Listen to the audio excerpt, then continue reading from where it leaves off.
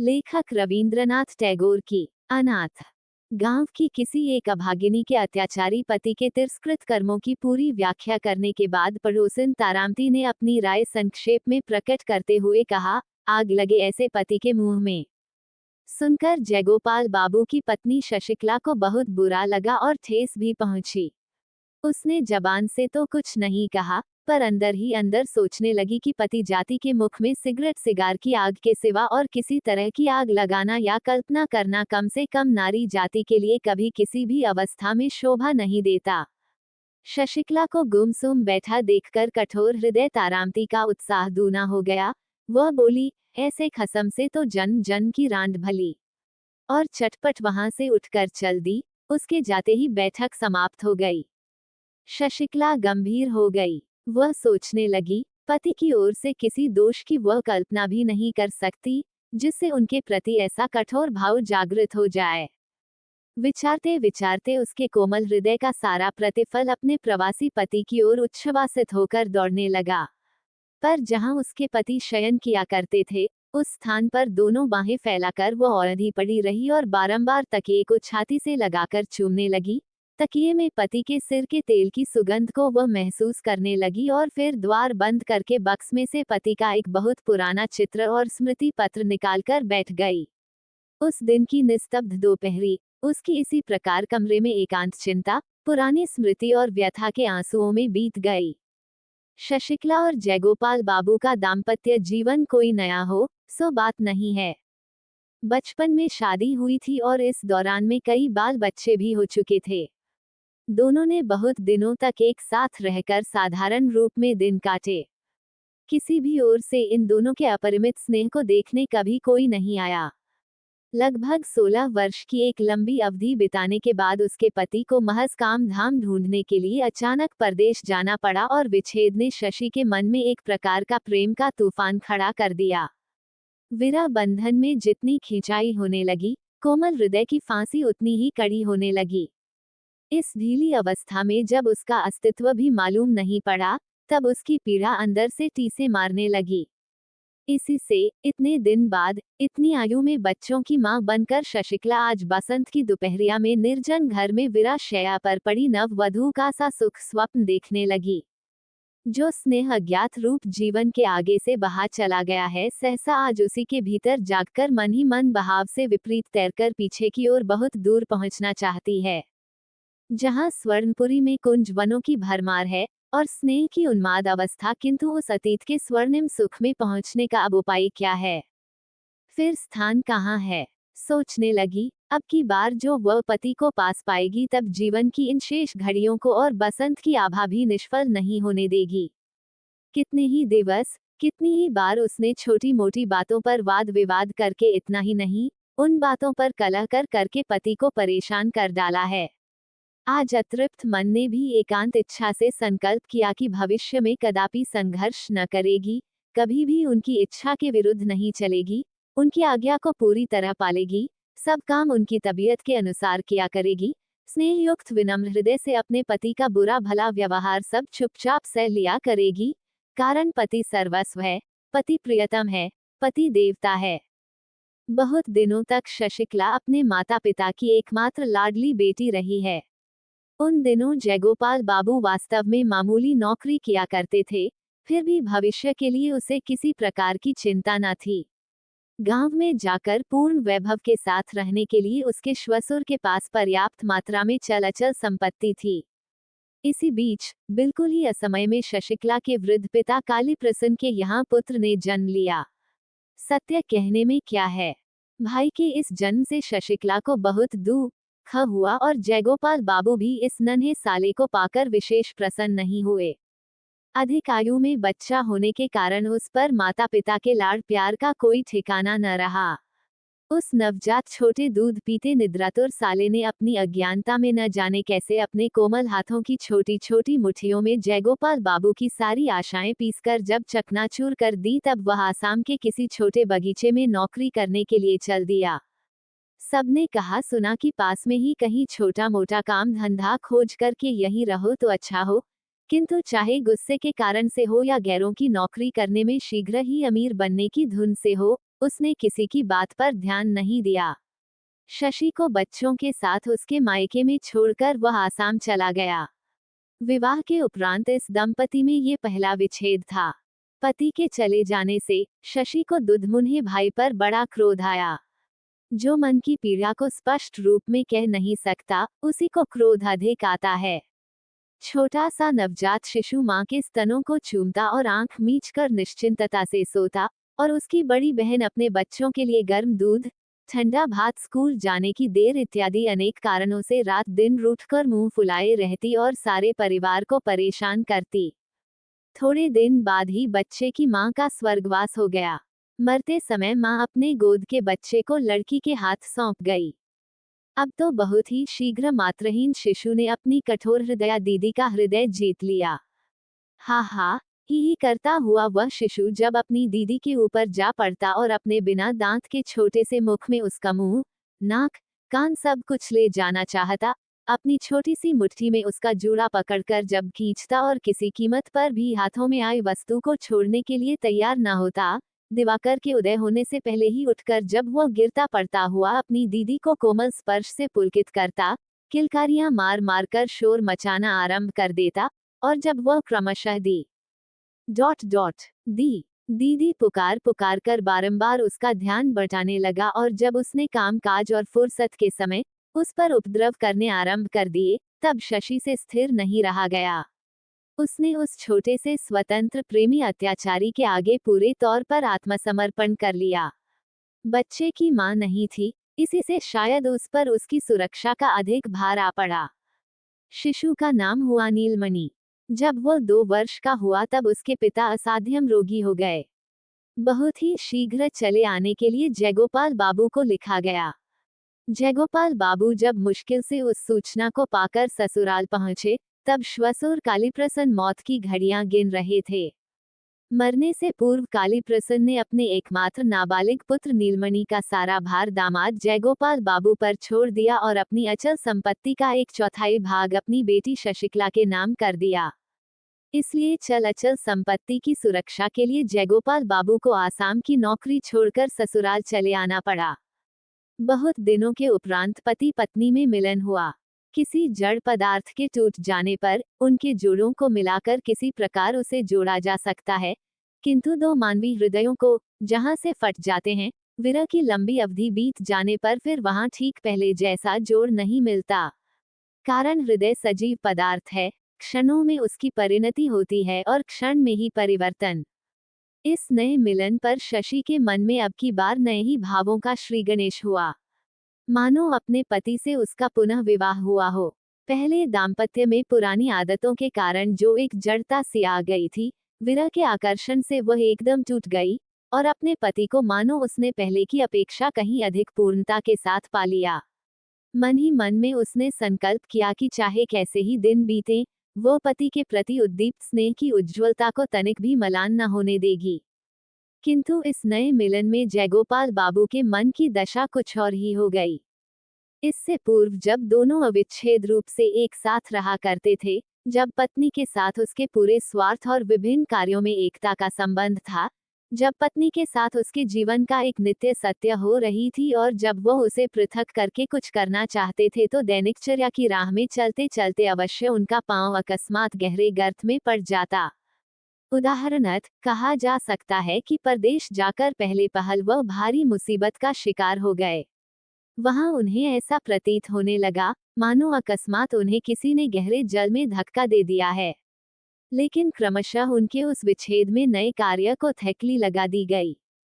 केवल इतना ही नहीं, अपितु पहले जो उनके दिन व्यर्थ आलस्य में कट जाया करते थे, उधर 2 वर्ष से अपनी आर्थिक अवस्था सुधरने की कोशिश के रूप में उनके मन में एक प्रकार की जबरदस्त क्रांति का उदय हुआ। उनके मन के सम्मुख मालदार बनने की एकनिष्ठ इच्छा के सिवा और कोई चीज नहीं थी। इस नए उन्माद की तीव्रता के आगे पिछला जीवन उनको बिल्कुल ही सारहीन सा दृष्टिगत होने लगा। नारी जाति की प्रकृति में खास परिवर्तन ले आता है स्नेह, और पुरुष जाति की प्रकृति में कोई खास परिवर्तन होता है, तो उसकी जड़ में रहती है कोई ना कोई दुष्ट प्रवृत्ति। जयगोपाल बाबू 2 वर्ष पश्चात आकर पत्नी से मिले तो उन्हें हूबहू पहली सी पत्नी नहीं मिली। उनकी पत्नी शशि के जीवन में उनके नवजात साले ने एक नई ही परिधि स्थित कर दी है, जो पहले से भी कहीं अधिक विस्तृत और संकीर्णता से कोसों दूर है। शशि के मन के इस भाव से वह बिल्कुल ही अनभिज्ञ थे और न इससे उनका मेल ही बैठता था। शशि अपने इस नवजात शिशु के स्नेह में से पति को भाग देने का बहुत यत्न करती, पर उसमें इसे सफलता मिली या नहीं, कहना कठिन है। शशि नीलमणि को गोदी में उठाकर हंसती हुई पति के सामने आती और उनकी गोद में देने की चेष्टा करती, किंतु नीलमणि पूरी ताकत के साथ दीदी के गले से चिपट जाता और अपने संबंध की तनिक भी परवाह न करके दीदी के कंधे से मुंह को छिपाने का प्रयत्न करता। शशि की इच्छा थी कि उसके इस छोटे से भाई को मन बहलाने की जितनी ही प्रकार की विद्या आती है, सबकी सब बहनोई के आगे प्रकट हो जाए। लेकिन न तो बहनोई ने ही इस विषय में कोई आग्रह दिखाया और न साले ने ही कोई दिलचस्पी दिखाई। जयगोपाल बाबू की समझ में ये बिल्कुल न आया कि इस दुबले पतले चौड़े माथे वाले मनहूस सूरत काले कलूटे बच्चे में ऐसा कौन सा आकर्षण है, जिसके लिए उस पर प्यार की इतनी फिजूल खर्ची की जा रही है। प्यार की सूक्ष्म से सूक्ष्म बातें नारी जाति चट से समझ जाती है। शशि तुरंत ही समझ गई कि जयगोपाल बाबू को नीलमणि के प्रति कोई खास रुचि नहीं है और वह शायद मन से उसे चाहते भी नहीं हैं। तब से वह अपने भाई को बड़ी सतर्कता से पति की दृष्टि से बचाकर रखने लगी। जहां तक हो सकता, जयगोपाल की विराग दृष्टि उस पर नहीं पड़ने पाती, और इस प्रकार वह बच्चा उस अकेली का एकमात्र स्नेह का आधार बन गया। उसकी वह इस प्रकार देखभाल रखने लगी, जैसे वह उसका बड़े यत्न से इकट्ठा किया हुआ गुप्त धन है। सभी जानते हैं कि स्नेह जितना ही गुप्त और जितना ही एकांत का होता, उतना ही तेज हुआ करता है।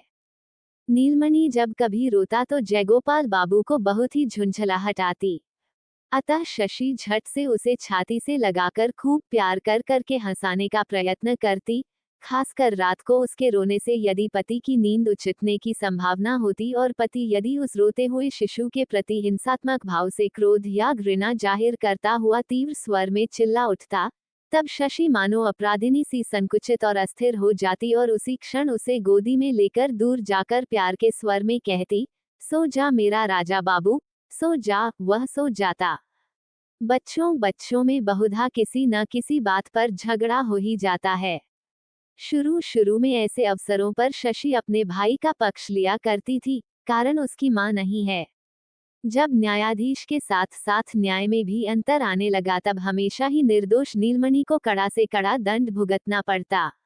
यह अन्याय शशि के हृदय में तीर के समान चुभ जाता और इसके लिए वह दंडित भाई को अलग ले जाकर, उसे मिठाई देकर, खिलौने देकर, गाल चूम करके दिलासा देने का प्रयत्न किया करती।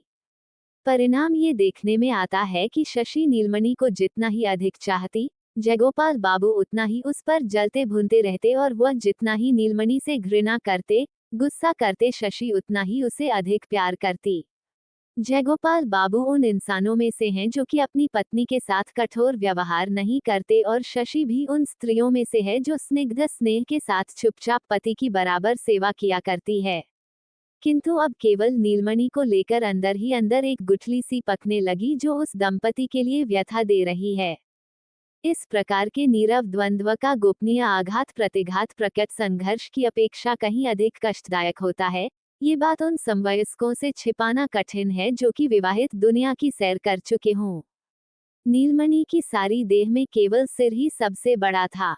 देखने में ऐसा प्रतीत होता जैसे विधाता ने एक खोखले पतले बांस में फूंक मारकर ऊपर के हिस्से पर एक हंडिया बना दी है। डॉक्टर भी अक्सर भय प्रकट करते हुए कहा करते कि लड़का उस ढांचे के समान ही निकम्मा साबित हो सकता है। बहुत दिनों तक उसे बात करना और चलना नहीं आया। उसके उदासीन गंभीर चेहरे को देखकर ऐसा प्रतीत होता कि उसके माता पिता अपनी वृद्धावस्था की सारी चिंताओं का भार इसी नन्हे से बच्चे के माथे पर लाद गए हैं। दीदी के यत्न और सेवा से नीलमणि ने अपने भय का समय पार करके 6ठे वर्ष में पदार्पण किया। कार्तिक में भैया दूज के दिन शशि ने नीलमणि को नए नए बढ़िया वस्त्र पहनाए, खूब सजधज के साथ बाबू बनाया और उसके विशाल माथे पर टीका करने के लिए थाली सजाई।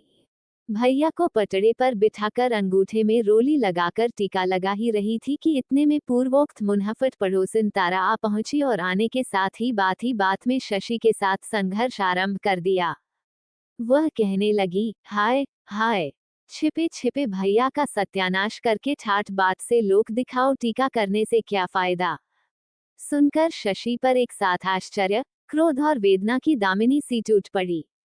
अंत में उसे सुनना पड़ा कि वे दोनों औरत मर्द मिलकर सलाह करके नाबालिग नीलमणि की अचल संपत्ति को मालगुजारी वसूली में नीलाम करवाकर पति के फुफेरे भाई के नाम खरीदने के साजिश कर रहे हैं।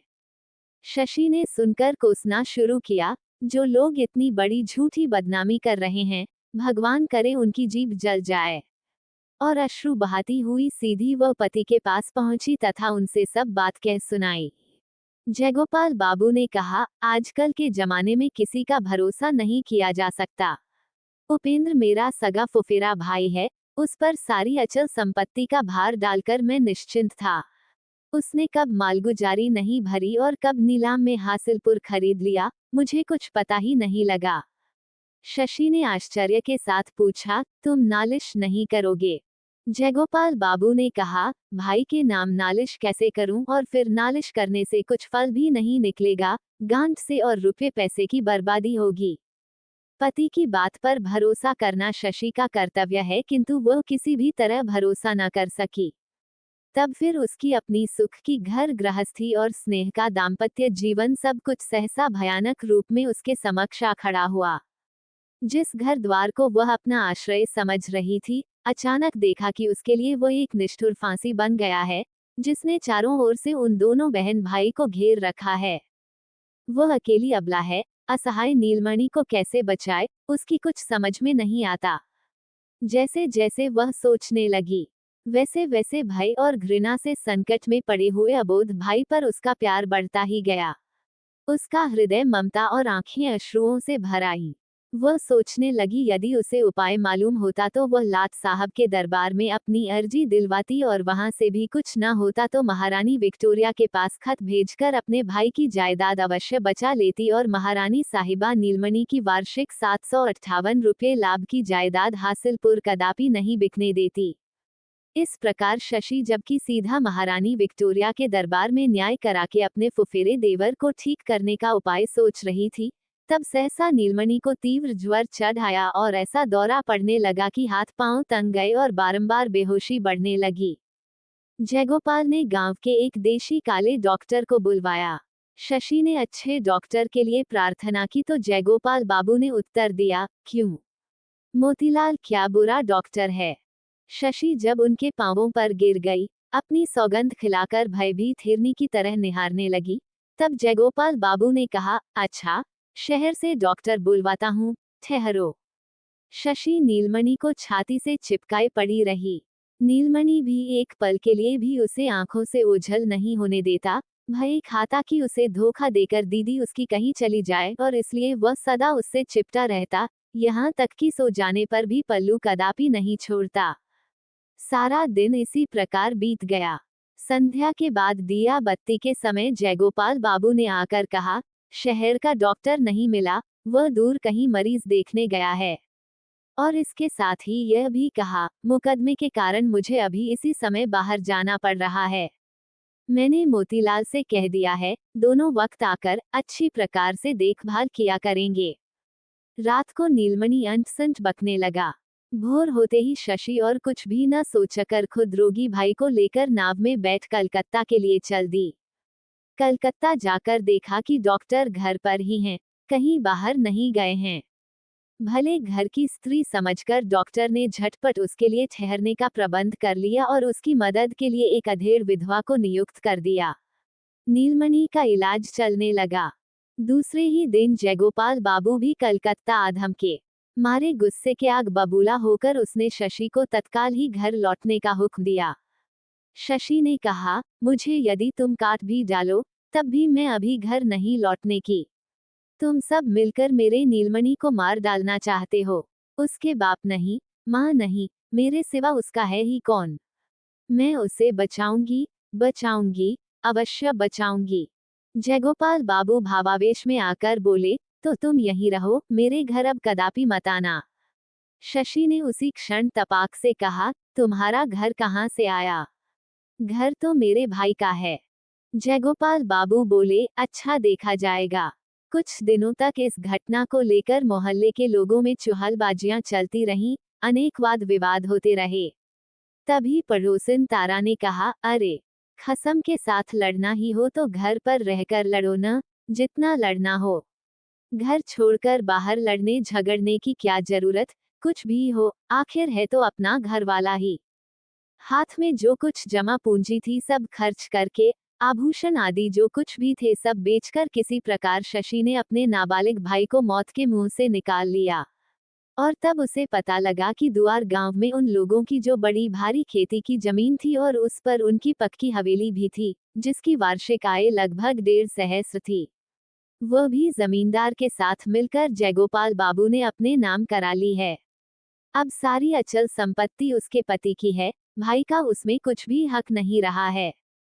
रोग से छुटकारा मिलने पर नीलमणि ने करुण स्वर में कहा, दीदी, घर चलो। वहां अपने साथियों से खेलने के लिए उसका जी मचल रहा है। इसी से प्रेरित होकर वह बार बार कहने लगा, दीदी, अपने उसी घर में चलो ना। सुनकर शशि रोने लगी, बोली, हम लोगों का अब घर कहाँ है? लेकिन केवल रोने से ही फल क्या? अब दीदी के सिवा इस दुनिया में उसके भाई का है ही कौन? ये सोचकर शशि ने आंखें पोंछ डाली और साहस बटोरकर डिप्टी मजिस्ट्रेट तारिणी बाबू के घर जाकर उसकी पत्नी की शरण ली। मजिस्ट्रेट साहब जयगोपाल बाबू को भली भांति जानते थे। भले घर की बहू बेटी घर से निकलकर जमीन जायदाद के लिए पति से झगड़ना चाहती है, इस बात पर वे शशि पर गुस्सा हुए। उसे बातों से फुसलाए रखकर उसी समय उन्होंने जयगोपाल बाबू को पत्र लिखा। जयगोपाल बाबू साले सहित शशि को जबरदस्ती नाव पर बैठकर गांव ले गया। इस दंपति का द्वितीय विच्छेद के बाद फिर वह द्वितीय मिलन हुआ। जन जन का साथ सृष्टिकर्ता का विधान जो ठहरा। बहुत दिनों बाद घर लौटकर पुराने साथियों को पाकर नीलमणि बहुत खुश हुआ, आनंद पूर्वक घूमने फिरने लगा। उसकी निश्चिंत खुशी को देखकर भीतर ही भीतर शशि की छाती फटने लगी। शरद ऋतु आई। मजिस्ट्रेट साहब गांवों में छानबीन करने दौरे पर निकले और शिकार करने के लिए जंगल से सटे हुए एक गांव में तंबू तन गए। गांव के मार्ग में साहब के साथ नीलमणि की भेंट हुई। उसके सभी साथी साहब को देखकर दूर हट गए। निरीक्षण करता रहा। न जाने साहब को उससे कुछ दिलचस्पी हुई। उसने पास बुलाकर पूछा, तुम स्कूल में पढ़ते हो? बालक ने चुपचाप खड़े रहकर सिर हिला दिया। हाँ। साहब ने पुनः पूछा, कौन सी पुस्तक पढ़ते हो? नीलमणि पुस्तक शब्द का मतलब न समझ सका, अतः साहब के मुंह की ओर देखता रहा। घर पहुंचकर नीलमणि ने साहब के साथ अपने इस परिचय की बात खूब उत्साह के साथ दीदी को बताई। दोपहर को अचकन, पाजामा, पगड़ी आदि बांधकर जयगोपाल बाबू साहब का अभिवादन करने के लिए पहुंचे। साहब उस समय तंबू के बाहर खुली छाया में कैंप मेज लगाए बैठे थे। सिपाही वगैरह की चारों ओर धूम मची हुई थी। उन्होंने जयगोपाल बाबू को चौकी पर बैठाकर गांव के हालचाल पूछे। जयगोपाल बाबू सर्वसाधारण गांव वालों के सामने जो इस प्रकार बड़प्पन का स्थान घेरे बैठा है, इसके लिए वह मन ही मन फूला नहीं समा रहा है। उसके मन में बार बार यह विचार उठ रहे थे कि इस समय चक्रवर्ती और नंदी घराने का कोई आकर देख जाता तो कितना अच्छा होता। इतने में नीलमणि को साथ लिए अवगुंठन ताने एक स्त्री सीधी साहब के सामने आकर खड़ी हो गई। बोली, साहब आपके हाथ में मैं इस अनाथ भाई को सौंप रही हूँ, आप इसकी रक्षा कीजिए। साहब पूर्व परिचित गंभीर प्रकृति वाले बालक को देखकर उसके साथ वाली स्त्री को भले घर की बहू बेटी समझकर उसी क्षण उठ के खड़े हो गए। बोले, आप तंबू में आइए, मुझे जो कुछ कहना है वही यहीं कहूंगी। जयगोपाल बाबू का चेहरा फीका पड़ गया और घबराहट के मारे ऐसा हो गया मानो अंगारे पर अचानक उसका पांव पड़ गया हो। गांव के लोग तमाशा देखने के लिए खिसक खिसक कर पास आने की चेष्टा करने लगे। तभी साहब ने बेत उठाया और सब भाग खड़े हुए।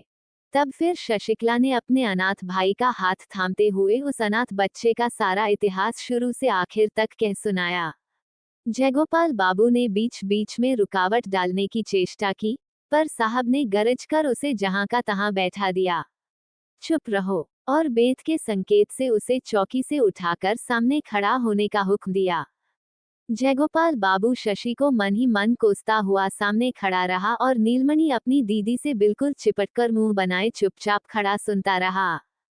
शशि की बात सुन लेने पर साहब ने जयगोपाल बाबू से कई प्रश्न पूछे और उनका उत्तर पाकर बहुत देर तक चुप रहकर शशि को संबोधित करके बोले, बेटी, यह मामला मेरी कचहरी में नहीं चल सकता, पर तुम बेफिक्र रहो, इस विषय में मुझे जो कुछ करना होगा अवश्य करूंगा। तुम इस अनाथ भाई को लेकर बेधड़क घर जा सकती हो। शशि ने कहा, साहब, जब तक इस अनाथ को अपना मकान नहीं मिल सकता तब तक इसे लेकर घर जाने का साहस मैं नहीं कर सकती। अब यदि आप इसे अपने पास नहीं रखते तो और कोई भी इस अनाथ की रक्षा नहीं कर सकता। साहब ने पूछा, तुम कहाँ जाओगी? शशि ने उत्तर दिया, मैं अपने पति के घर लौट जाऊंगी, मेरी कुछ फिक्र नहीं है। साहब मुस्कुराया और ताबीज बंधे और दुबले पतले गंभीर स्वभाव वाले काले रंग के उस दुखी अनाथ बालक को अपने पास रखने को तैयार हो गया। इसके उपरांत शशि जब विदा होने लगी, तब बालक ने उसकी धोती का छोर पकड़ लिया। साहब ने कहा, बेटा, तुम डरो मत, आओ मेरे पास आओ। अवगुंठन के भीतर अश्रुओं से झरना बहाते और पहुंचते हुए अनाथ की दीदी ने कहा, मेरा राजा भैया है न, जा जा, साहब के पास जा, तेरी दीदी तुझसे फिर मिलेगी। अच्छा। इतना कहकर उसने नीलमणि को उठा छाती से लगा लिया और माथे पर, पीठ पर हाथ फेरकर किसी प्रकार उसके पतले हाथों से अपनी धोती का छोर छुड़ाया और बड़ी तेजी से वहां से चल दी। साहब ने तुरंत ही बाएं हाथ से उस अनाथ बालक को रोक लिया और बालक, दीदी, दीदी, चिल्लाता हुआ जोर जोर से रोने लगा। शशि ने एक बार मुड़कर दूर से अपना दाहिना हाथ उठाकर अपनी ओर से उसे चुप होने के लिए सांत्वना दी और अपने टूक टूक हुए हृदय को लेकर और भी तेजी से आगे निकल गई। फिर बहुत दिनों तक उस पुरानी हवेली में पति पत्नी का मिलन हुआ। सृष्टिकर्ता का विधान जो ठहरा, लेकिन यह मिलन अधिक दिन तक न रह सका। कारण, इसके कुछ ही दिन बाद एक दिन भोर होते ही गांव वालों ने सुना कि रात को जयगोपाल बाबू की स्त्री हैजे से मर गई और रात ही को उसका अंतिम संस्कार हो गया। विदा के समय शशि अपने अनाथ भाई को वचन दे आई थी कि उसकी दीदी उससे फिर मिलेगी, पता नहीं उस वचन को वह निभा सकी अथवा नहीं।